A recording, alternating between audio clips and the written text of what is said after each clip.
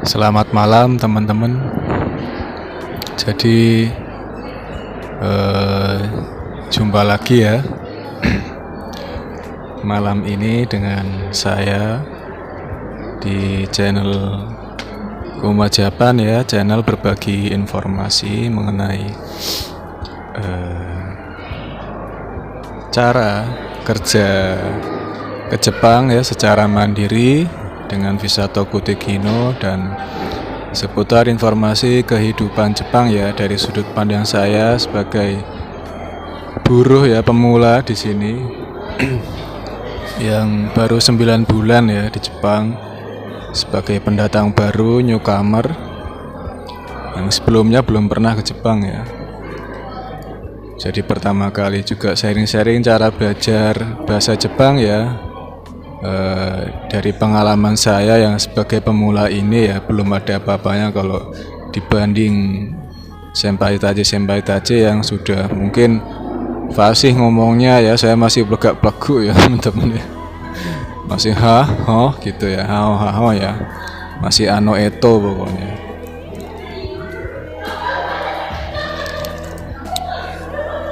Jadi ya berbagi saja teman-teman ya, barangkali teman-teman yang mulai dari nol ya seperti saya bisa cocok dengan gaya belajar ini secara mandiri ya. Mungkin teman-teman ada yang masih kerja, jadi kalau misalkan harus LPK full kan selain biaya juga sampean juga kadang harus di mes ya. Itu kan ya nggak bisa kalau kerja teman-teman ya, sambil kerja nggak bisa kalau gitu ya. Mau nggak mau secara sendiri. Coy teman-teman yang nggak kerja mau LPK ya silahkan ya, monggo. Atau teman-teman yang sudah kerja mau resign ya terserah, nggak apa-apa ya. Saya cuma mengasih opsi aja, pilihan aja. Teman-teman ini yang sudah ikut kemarin ya, bulan Desember kan ada tes JLPT ya, atau Noryoku Shiken atau disingkat dengan N ya, sesuai levelnya ada N1, N2, N3, N4, N5. Nah saya ya baru pernah nyoba ya yang JFT aja ya, JLPT. Untuk yang Noryoku-Shiken ini belum. Pernah dulu ya di Indonesia, cuma ya iseng-iseng aja ya. Jadi pas JFT Basic A2 lulus terus saya nyoba JLPT, tapi ya gagal, orang nggak niat, cuma nyobain aja. Nah ini yang di Jepang saya coba ya JLPT N3 dan belajarnya pun enggak dari awal datang sini ya. Jadi pas datang di Jepang itu bulan pertengahan Maret lah ya. Itu 6 bulan pertama saya nggak belajar teman-teman ya. Ya cuman banyakin mendengar dan mengamati aja ya. Mendengar orang Jepang ngomong, kalau sama temannya gimana. Saya jarang ngobrol ya. Saya sedikit ngobrol. Lebih banyak dengerin sama ngeliatin aja. Terus dengerin drama Jepang ya di TV Jepang itu yang di aplikasi TVR, dengerin anime. Pokoknya sepanjang kehidupan di Jepang ya selama 6 bulan itu ya saya cuma menikmati aja ya. Lebih banyak mengamati ya, melihat dan mendengar. Dikombinasi gimana sih ngomongnya gitu, cara belanjanya gimana.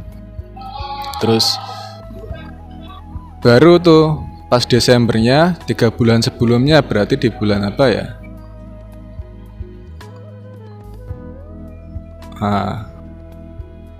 Bulan Agustus bulan September. Bulan September tuh saya mulai belajar teman-teman ya. 3 bulan sebelum tes tuh baru saya belajar secara intensif ya. Entah itu baca buku, tapi buku baca buku fisik saya dapat dari teman ya, buku N3. Nah terus latihan ini ya, hafalin kosakata ya di aplikasi Anki ya. Saya hafalin yang JLPT N3 ya kosakatanya. Terus kalau di apa?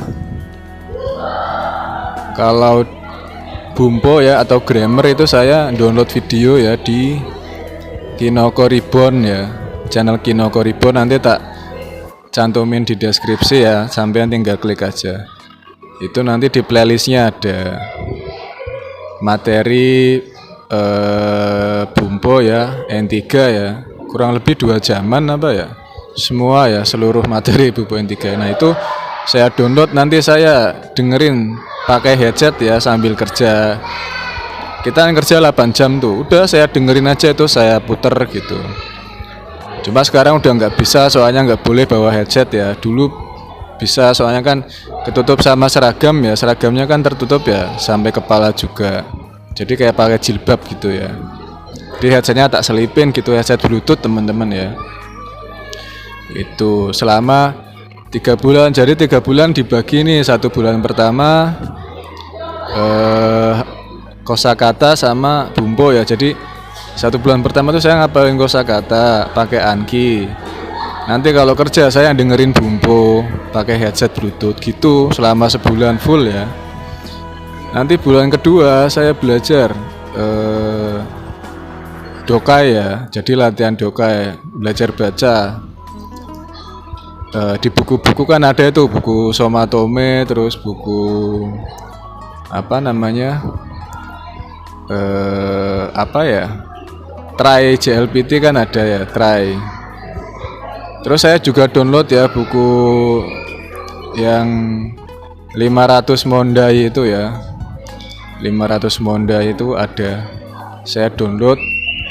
Terus saya belajarnya di lab, di komputer ya, komputer gitu. Kalau yang bulan kedua ya dokai ya, itu ya bisanya belajarnya pas habis kerja. Kalau kerja kan nggak bisa ya, sepulang kerja, kalau nggak pas sebelum berangkat kerja ya, subuh-subuh misalkan jam 4 pagi kan saya berangkat jam, waktu itu ya berangkat kerja tuh jam 9 pagi. Jadi saya ada waktu banyak belajar, bangun subuh belajar gitu. Latihan dokai, jadi latihan baca. Kadang yang baca di NHK Web Isi ya, baca-baca aja, pokoknya semua yang bisa dibaca baca aja. Nah, nanti latihan soal di situ. Jadi baca wacana, paragraf, latihan soal di situ. Terus bulan ketiga saya belajar coka ya, listening ya. Nah, nanti seminggu sebelum tes, nanti latihan soal aja, pokoknya latihan soal, kan ada kumpulan soal JLPT yang lalu-lalu tuh.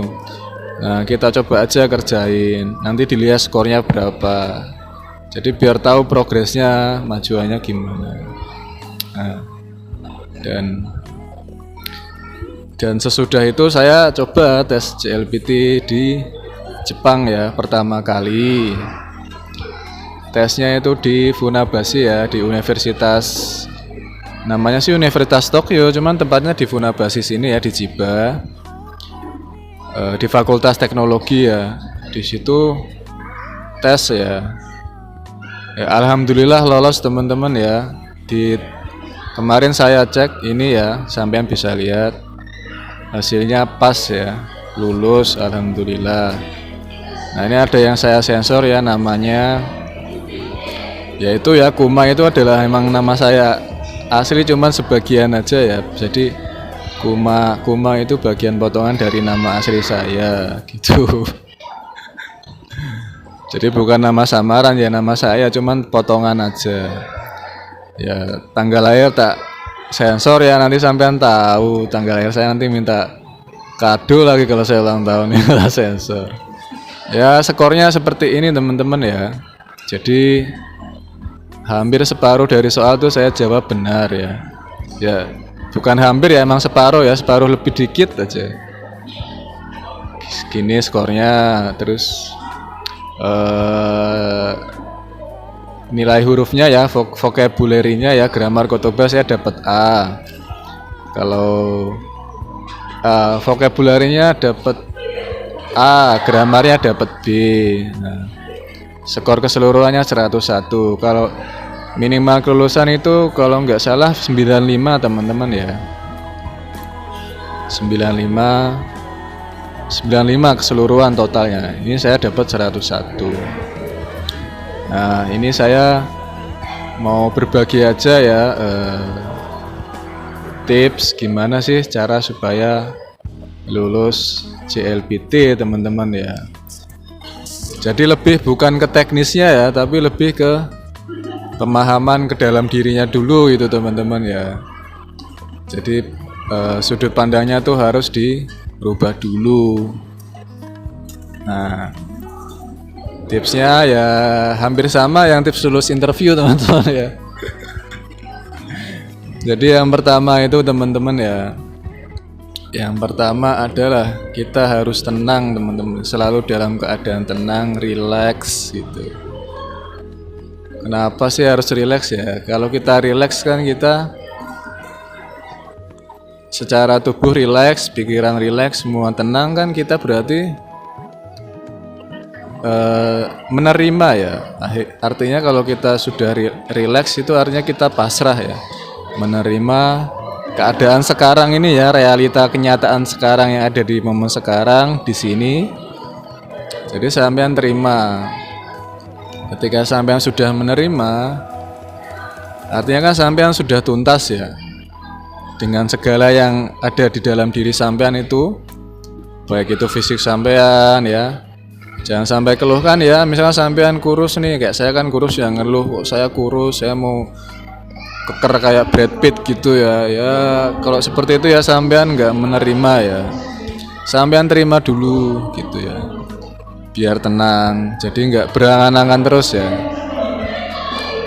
Jadi terima dulu dari fisik, nanti pikirannya ya sampean terima pikiran-pikiran yang ngoceh ya, dilihat sampai tenang. Kalau masih ada keinginan-keinginan, harapan-harapan, ekspektasi dilihat. Kalau sampean masih ada pendaman-pendaman masa lalu, misalkan masih ada dendam sama orang, terus masih ada kebencian dan kemarahan sama orang ya, ataupun bahkan sama keluarga sendiri ya, sampean benci atau dendam ya sama saudara sendiri, itu sampean lihat, amati sampai itu hilang. Ketika hilang sampean tenang, soalnya kalau sampean masih melekat sama rasa-rasa itu ya sampean nggak bisa move on ya, susah untuk menerima menerima berkah ya, atau anugerah dari yang maha welas asih ya. Kalau masih ada kemelekatan di perasaan ya, khususnya rasa-rasa yang negatif ya, seperti marah, dendam ya, suuzon ya, itu kan semua ada di pikiran ya. Terus keluar, terus akhirnya dari pikiran masuk ke hati ya, timbul rasa-rasa nggak enak itu di dada ya, rasa sesak gitu ya. Nah itu harus disadari dulu, sampean harus tenangin dulu, kita harus tenang dulu. Jadi mungkin kalau di Islam itu sholat ya, sering sholat, terus sholatnya yang benar, cuman gerakan, jangan cuma gerakan aja ya, itu namanya senam kalau gerakan doang. Terus misalkan baca surat cuma hafalan doang ya, itu cuma hafalan ya, maknanya ya sampean ketahui. Nggak apa-apa misalkan satu surat doang yang pendek, surat Al-Ikhlas, nggak apa-apa, yang penting tahu maknanya, saat baca sampean resapi maknanya supaya tenang gitu ya, hati kita tenang. Mungkin kalau orang Kristen ke gereja, kalau orang Hindu mungkin bisa semedi ya, orang Buddha ya meditasi. Pokoknya semua agama itu tujuannya supaya kita bisa tenang ya, jadi bisa lebih dekat dengan yang maha welas asih gitu teman-teman ya. Karena kalau kita belum semuanya ini ya, belum dituntasin ya, istilahnya segala rasa-rasa yang ada di dalam diri, pikiran-pikiran belum kita amati, kita sadari ya, supaya itu bisa rasanya hilang ya, kita nggak akan bisa move on teman-teman ya. Karena ketika semua rasa itu berlalu ya, pikiran itu berlalu kan kita menerima, artinya ya nggak selalu lari loh. Kadang kan kita lagi nggak enak nih, marah sama orang ya, akhirnya lari ke minuman, misalkan ngerokok atau belanja atau terus mainan game gitu ya, supaya rasa seseknya hilang. Padahal udah nggak usah melakukan pelarian ya, atau lari ke makanan ya, nyari makanan enak, atau lari ke olahraga biar rasa amarah saya hilang. Ya nggak akan hilang, itu pasti nanti muncul lagi ya. Karena itu minta disadari sepenuhnya teman-teman, biar tuntas. Entah itu muncul dari orang yang sama atau dari orang lain teman-teman ya. Pokoknya nanti muncul dan sampean lebih kesel lagi gitu. Jadi supaya itu rasa itu nggak muncul lagi ya, ketika rasa nggak enak itu muncul ya, entah itu dendam, marah, benci ya, sedih ya, kita langsung diem ya, jangan lari, diem, kita hening, langsung kita amati, kita rasakan ya, rasanya tuh dadanya yang sesak itu kita rasakan. Sambil kita rileks ya, amati nafas sambil merasakan rasa itu ya. Nanti lama-lama rasanya hilang. Kalau pikiran muncul ya ngomong, wah aku gak terima karo gak iso, aku gak iso dimaafke kuwi wong, kudu dibales. Nah itu misalkan kedengeran seperti itu ya, pikiran berbicara seolah-olah itu kita ya. Nah kalau kita melekat sama pikiran ya, kita pasti akan menganggap bahwa yang ngomong di pikiran itu adalah kita sendiri. Padahal kalau kita diem, kita amati ya, pikiran yang ngomporin kita itu ya buat balas dendam ke orang lain, itu nanti hilang. Soalnya langsung kita lihat, kalau kita bisa melihat pikiran, berarti kan kita berjarak dengan pikiran ya. Misalkan nih, saya ngelihat orang yang jalan nih lalu lalang. Ketika saya melihat, berarti kan yang orang yang lalu lalang itu kan bukan saya kan gitu. Sama seperti pikiran, ketika kita bisa melihat pikiran yang ngoceh itu ya, atau mendengar pikiran yang ngoceh, atau melihat gambaran-gambaran yang dikeluarkan pikiran, berarti kita bukan pikiran. Nah, saat kita berjarak nanti lama-lama pikirannya hilang, berlalu. Itu namanya kita menyadari dengan tuntas ya, menerima dengan tuntas, jadi nggak lari terus. Analoginya seperti itu ya, seperti melihat orang yang lalu lalang atau melihat kereta yang sedang berjalan. Saat kereta berhenti ya udah liatin aja, jangan masuk sampean. Kalau masuk ya sampean berarti melekat ke pikiran, nanti sampean akan menganggap bahwa pikiran itu adalah sampean gitu. Ya akhirnya kita nggak akan tenang ya, gitu ya teman-teman ya. Yang pertama adalah tenang ya. Ketika tenang, kita rileks ya, akhirnya kita bebas dari pikiran ya, dari angan-angan, dari keinginan, dari penyesalan masa lalu ya, maupun kekhawatiran akan masa depan. Karena ketika kita melekat ke pikiran ya, terus berangan-angan ke masa depan ya, yaitu bikin sakit ya. Karena penyakit kebanyakan orang ya saat ini ya, kita ya selalu mengkhawatirkan sesuatu yang belum terjadi ya, yaitu ya angen-angen ya, keinginan di masa depan ya, khawatir nanti gagal, nanti ini, akhirnya sering khawatir, akhirnya nggak menyadari momen sekarang itu loh. Sekarang padahal lagi sama keluarganya, atau sekarang lagi makan ya, itu tuh nggak disadari gitu. Realitas sekarang loh, tubuh sampean lagi ngapain.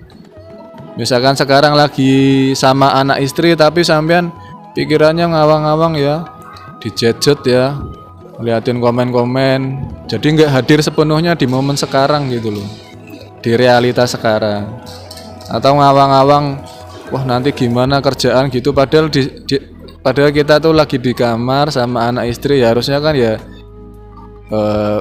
bersenda gurau sama istri sama anak ya, ajak ngobrol, jadi ada di momen sekarang gitu loh ya, enggak pikirannya tuh lari ke masa lalu, masa depan. Akhirnya ya nggak bisa fokus.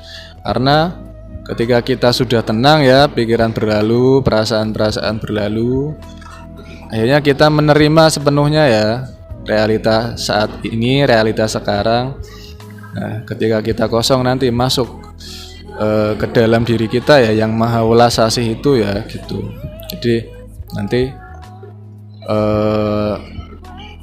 akhirnya kita bisa tenang gitu, udah nggak mikirin perasaan-perasaan dendam, benci itu. Soalnya kalau kita belum tenang dan masih terikat itu ya kita nggak akan bisa fokus, teman-teman nggak bisa move on untuk belajar misalnya belajar materi-materi JLPT gitu.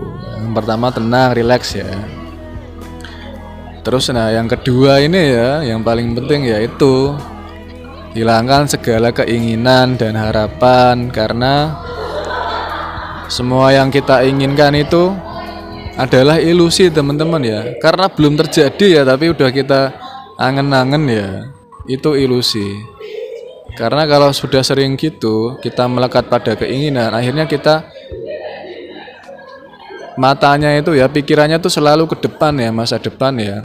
Jadi nggak mensyukuri apa yang ada di momen sekarang, kenyataan, realita yang ada di momen sekarang. Jadinya nggak pernah bersyukur gitu. Jadi nggak bisa pasrah, nggak bisa rileks.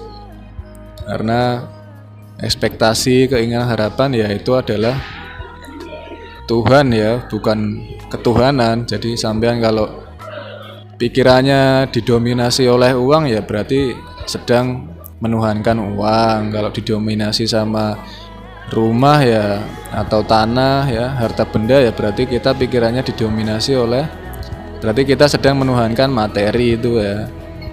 Kalau pikirannya kita didominasi sama kekuasaan, jabatan ya kita sedang menuhankan jabatan. Seperti itu teman-teman. Nah, ketika semua keinginan itu hilang, nah nanti yang ada hanya ketuhanan ya, yang maha welas asih. Jadi kan tidak ada Tuhan selain Allah ya, jadi tidak ada ekspektasi, keinginan atau harapan selain Allah. Kalau orang Islam Allah, orang Kristen ya Kingdom of God ya.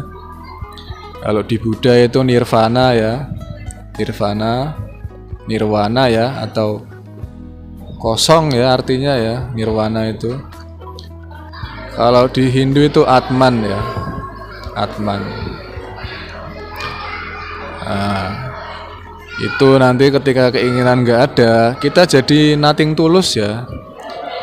Jadi nggak, di dada tuh lega ya. Saat nggak ada keinginan kan kita bahagia teman-teman. Justru saat kita ingin tuh kita hidupnya tuh selalu cemas, khawatir, dada sesek ya. Nah, kunci supaya bahagia ya jangan ingin, jangan ada keinginan atau harapan atau ekspektasi. Jadi apa yang ada di sekarang, misalkan sekarang sampean lagi makan ya, terima realita itu ya, kenyataan itu. Makanannya disyukuri, terima kasih. Makanannya ya sudah membantu tubuh ini ya supaya bekerja dengan normal gitu. Karena realita kenyataan yang ada di sekarang itu ya, di sini ya itu adalah ketuhanan ya yang maha welas asih. Saat kita bisa menerima kenyataan, berarti kita bisa menerima yang maha welas asih. Disitulah kita langsung merasakan kebahagiaan seketika, sekejap mata. Jadi kalau sampean mengklik telunjuk sama jari jempol sama jari tengah ini ya, jadi sekedipan mata gitu sampean sudah bisa langsung bahagia. Kalau bisa mengamati langsung ya pikiran, perasaan. Jadi jangan pernah lari teman-teman, diamati. Jadi hilang segala keinginan. Misalkan sampean ingin rumah ya, punya rumah bagus ya. Saat rumah itu belum sampean miliki, sampean nggak akan pernah bisa bahagia toh, nggak akan pernah bisa damai. Jadi pikirannya tuh terfokus ke rumah itu ya, ingin. Padahal sekarang tuh lagi sama orang tuanya ya sebelahan, tapi itu pikirannya ke rumah terus ya, nggak bisa menikmati momen bersama orang tua gitu, atau sama anak istri ya. Jadi nggak bisa menikmati momen sekarang ya, pada momen sekarang itulah ketuhanan ya, itulah yang maha welas asih. Nah, misalkan sampean udah punya, kalau misalkan nih pas udah ingin punya rumah, pas dapat rumah kan sampean bahagia ya, karena keinginan untuk punya rumah itu sudah nggak ada gitu. Nah, daripada sampean merasa menderita ya selama nggak punya rumah itu, ya sampean mending nggak usah kepengin aja gitu, hilangkan keinginan. tapi lebih ke tindakan nyata gitu. Jadi nggak usah ingin tapi sampean melakukan, beraksi gitu. Jadi tindak nyatanya tuh ada, entah itu bekerja. Jadi sambil menerima ya, ketika menerima kan sampean tenang nih, akhirnya bekerja, menabung ya gitu, lebih ke realita aja lah, kenyataan aja lah, nggak usah muluk-muluk mimpi ya jauh-jauh, itu ilusi teman-teman ya. Nanti yang menderita kita sendiri, jadinya kita nggak pernah tenang ya, selalu cemas, khawatir. Misalkan kalau kasusnya ini aja LPTN 3, kalau sampean ingin lulus ya akhirnya kalau JLPT ini saya belum lulus, saya nggak akan bahagia gitu. Jadinya dadanya sesek terus selama N3-nya belum lulus ya. Jadi nanti mengganggu proses belajar kita ya. Misalkan 3 bulan sebelum N3 sampai yang udah ada keinginan, nah itu selama 3 bulan itu sampai belajar tuh kayak nggak bisa fokus ya. Jadi ya kepengen aja terus ya. Nanti sampean justru pas tesnya ya itu lebih tertekan ya, karena keinginan itu ya, nanti kalau saya gagal nanti saya malu sama teman-teman gitu. Nanti saya gagal, saya nggak bahagia, jadinya tuh nggak bisa tenang. Karena kalau kita tenang, mikir tuh lebih gampang teman-teman ya. Kalau pikiran sampean sudah dipenuhi dengan keinginan ya nggak bisa buat mikir akhirnya ya.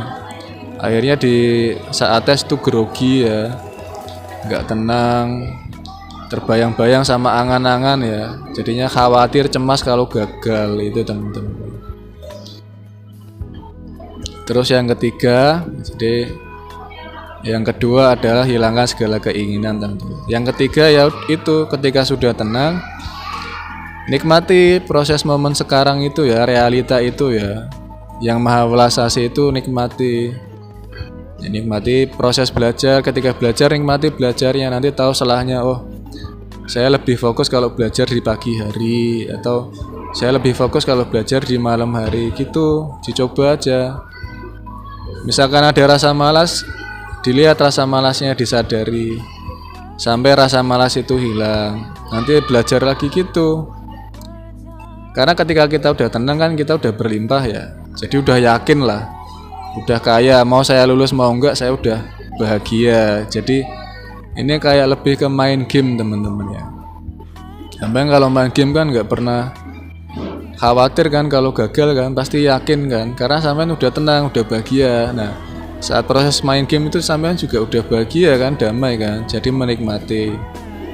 Kalau dulu tuh pas zamannya tahun saya kelas 4 SD ya, tahun 97 berarti ya, itu saya dipinjemin Nintendo ya sama om saya. Dia beli Nintendo tuh mereknya Gamars ya, itu mainnya Mario Bros ya teman-teman ya. Itu saya main game itu ya tiap pagi nggak pernah bosan teman. Karena apa? Karena saya damai, bahagia dengan game itu gitu. Dan saya nggak mikir nanti harus bisa berhasil menjatuhkan rajanya. Rajanya kan yang buaya itu ya. Itu mau pas ngelawan raja saya gagal berkali-kali, balik dari awal lagi ya nggak apa-apa. Saya soalnya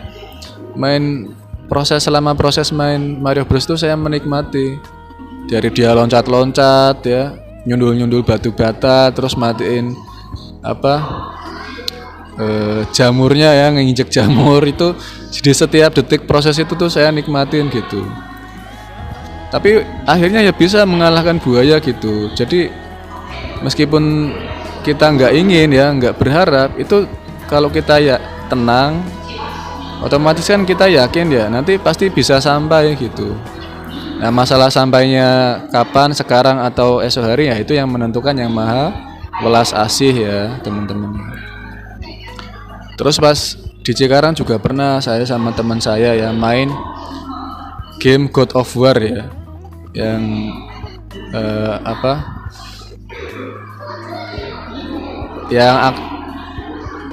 yang pahlawannya sih.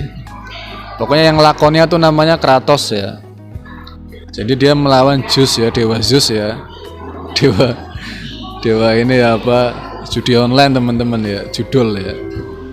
Nah, Itu karena kita menikmati ya, saya sama teman saya menikmati main game itu.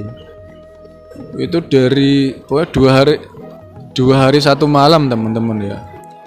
Sampai lupa makan ya, lupa tidur. Itu dari awal main sampai namatin ya, namatin God of War itu tuh 2 hari 1 malam. Jadi kalau kita menikmati momen sekarang itu biasanya sampai lupa ya, lupa makan, lupa tidur ya. Ya karena kita enjoy ya, relax, menikmati belajarnya, misalkan belajar JLPT-nya. Jadi nggak kerasa capek ya, nggak kerasa bosan belajar terus gitu. Itu teman-teman ya, misalkan ada rasa bosan, rasa males itu datangnya dari pikiran. Nah itu disadari pikiran itu.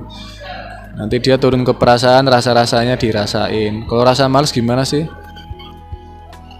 Di badan tuh kayak lemes kan. Nah rasain rasanya itu. Di dada juga kayak ogah-ogahan, dirasain. Nanti kalau udah hilang, lanjut lagi belajar. Atau sampean bisa diatasi dengan olahraga ya. Coba squat berapa kali, nanti kan seger lagi badannya. Karena saat berolahraga kita langsung menyadari tubuh ya. Jadi pas squat 20 kali kan pasti langsung masuk ke dalam tubuh, sampean sadari tubuh sampean ya, nafas sampean yang awalnya sampean pikirannya ngawang-ngawang akhirnya bisa mengamati nafas ya. Oh, ternyata itu saya ada di badan ini gitu loh. Sedang di kamar ini kok saya malah terbang ke masa depan, masa lalu gitu. Jadi supaya selalu menyadari realita gitu ya teman-teman, kenyataan yang ada di momen sekarang di setiap detiknya gitu. Itu artinya kita bersyukur, menerima ya, nerimo nek jare wong Jawa nerimo. Nah, ketika udah seger kan kita olahraga kan jadi sadar tubuh ya. Nah, dari sadar tubuh kita bisa menyadari pikiran. Lihat aja pikiran yang ngoceh, ngopo sih? Ngapain sih belajar? Udahlah kamu nggak akan bisa, nggak akan lulus, itu disadari. Udah nggak usah pinter-pinter, ngapain pinter-pinter ya? Kadang kan gitu. Kalau nggak ngobrol, pikirannya ngomong, udah nggak usah belajar, udah mending kita main-main aja, nyantai-nyantai di mall misalkan gitu. Nah itu disadari, biar nanti pikirannya beralih sampai bisa fokus lanjut belajar lagi gitu. Jadi ini lebih tentang ke diri kita sendiri teman-teman ya. Jadi menyadari apa yang ada di dalam diri gitu ya. Itu yang ketiga ya. Jadi menikmati proses belajarnya teman-teman, yang ketiga ya. Nah yang keempat lebih ke teknis ya. Teknisnya yaitu tadi ya, kalau saya karena kan di JLPT kan lebih banyak harus bisa mengetahui kosakata ya dan kanjinya. Itu saya pakai aplikasi Anki teman-teman ya. Teman-teman bisa lihat di playlist cara belajar bahasa Jepang secara otodidak. Di situ ada cara pakai aplikasi Anki. Jadi saya terus setiap hari ya buka aplikasi Ankinya. Jadi ketika nanti ada di tes kosakata, kita nggak usah baca seluruh kalimat yang nanti menghabiskan waktu ya. Langsung aja lihat kanjinya yang di garis bawah itu kosakatanya ya. Nanti langsung kita jawab. Itulah manfaatnya kalau pakai Anki ya. Soalnya kan Anki kan kita baca kanjinya ya, nanti kita baca artinya apa gitu. Biasanya kan artinya di hiragana. Kalau enggak, ini cara bacanya hiraganya gimana ya. Itu kita pakai Anki, kita nggak usah langsung baca semua soalnya, kelamaan nanti. Jadi lebih menghemat waktu itu ya fungsinya Anki itu. Nah terus yang kedua untuk Bumpo, download video yang di channelnya Kinoko Reborn ya, Kinoko Reborn.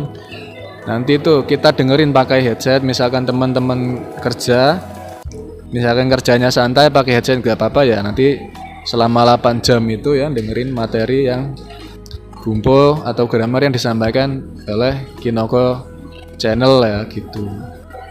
Kalau saya seperti itu.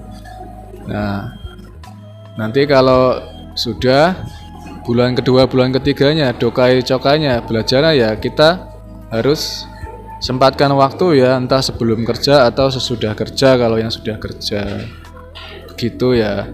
Jadi sering latihan soal, itu sih kuncinya. Terus Ini kan nomor 4 teknis ya tadi ya. Jadi sering-sering latihan dan sering-sering mendengarkan ya, sama sering murojaah ya, mereview kosakata, karena yang paling penting kosakata teman-teman ya. Kalau sampai kosakata banyak tahu, nanti terbantu di readingnya ya, dokainya ya, sama di cokainya, jadi lebih terbantu gitu. Nah, yang paling pertama kosakata. Terus yang nomor 5 ya, terakhir ya, itu adalah sampean harus bisa memeluk kesendirian ya, harus bisa sendiri gitu. Jangan bergantung sama orang lain. Jadi harus betah sendiri, mau nggak mau ini harus dijalani sendiri, karena supaya fokus kita harus sendiri. Baik itu sendiri secara lahir maupun batin ya.